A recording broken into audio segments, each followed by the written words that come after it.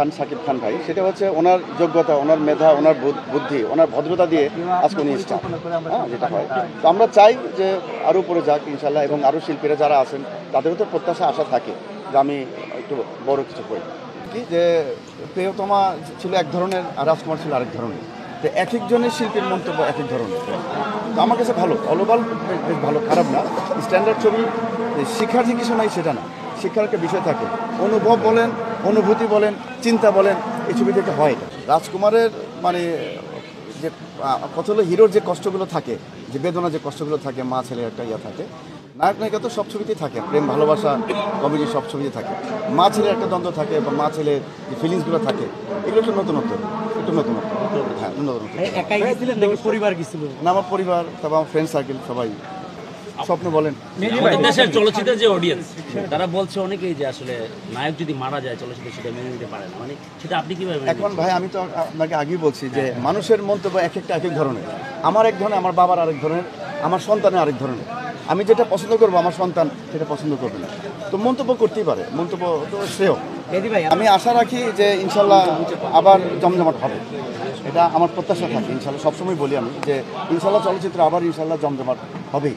সে 3-4টা ছবি দেখলাম আর কি, যেটা সবগুলোই ভালো ছবি, কিন্তু প্রত্যেকটা বাবা মার তো সব সন্তানই একদম নিজের সন্তানের মতো। 5 জন থাক, 6 জন থাক, সব সন্তানই আমার সন্তান। প্রত্যেকটা পরিচালক চায় যে আমার ছবিটা যেন ভালো যায়, ভালো বলো এটা।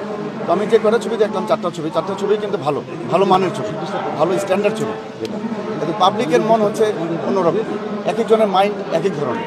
হয়তো আমাকে এটা ভালো লাগেনি, এটা ভালো লাগলো। মানে আমরা যে আগে নিয়মিত অভিনয় করতাম, সেটা আমাদের পরিবেশ ছিল অন্যরকম, আমাদের মন মানসিকতা, দেশের পরিবেশ, চলচ্চিত্রের পরিবেশ অন্যরকম ছিল। এখন যেহেতু একটু পরিবর্তন হয়ে গেছে, যারা নতুন নিউ কামাররা আসছে, তাদেরও একটু কষ্ট হচ্ছে যে আমার ছবিগুলো ভালো যায় কিনা, বা আমি লংজিভিটি করি কিনা, একটু কষ্ট হচ্ছে। অনেক প্রযোজকের শখ থাকে যে আমি একটু বাইরের শিল্পীকে নিয়ে কাজ করব, এটা শখের একটা বিষয়। হ্যাঁ, তো হয়তো ওনার শখ ছিল, পরিচালক প্রযোজকদের ইচ্ছে ছিল এই ছবিতে নিয়ে আসছে আর কি। এই মনে হয় রাজকুমারের সাকিবের সাথে মেয়েটাকে বানিয়েছে মানে খুব হয় কি যে রাজকুমারের নায়িকা যেহেতু বাইরের নায়িকা ছিল, উনিও অ্যাডজাস্ট হতে পারেনি, যেহেতু উনি বাংলার উচ্চারণগুলো, বাংলা কথাগুলো খুব একটা বলতে পারেন না। তো সেই অনুপাতে স্ক্রিনে হয়তো আমরা দেখলাম যে অনেক সময় অভিনয় অনেক ক্ষেত্রে হয়, অনেক সময় হয় না। অনেক কাজ করছেন সাকিবের সাথে, বেশ কাজ করছে ওনার সঙ্গে, সেটা অবশ্যই।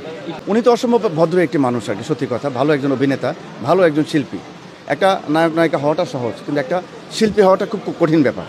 তো ওনার বুদ্ধি, ওনার মেধা, ওনার ভদ্রতা দিয়ে আজকে উনি স্টার। তো আমরা চাই উনি আরও উপরে উঠে যান, আমার দোয়া থাকে। ওনার সঙ্গে তো যখন আগে শুটিং করতাম তখনই প্রতিদিনই মজার ঘটনা ছিল। হয়তো আমরা একসঙ্গে কাজ করতাম, ভুলভ্রান্তি হতে পারে আমার। হ্যাঁ, যেমন আমার প্রিয়া ছবিতে অনেক সময় আমার ভুল হলো, উনি আমাকে শুধরা দিল। অনেক সময় ওনার ভুল হলো, হয়তো আমি বলে দিলাম। এভাবে আমরা অ্যাডজাস্ট হয়ে শুটিং করা আর কি, কাজ করাটা।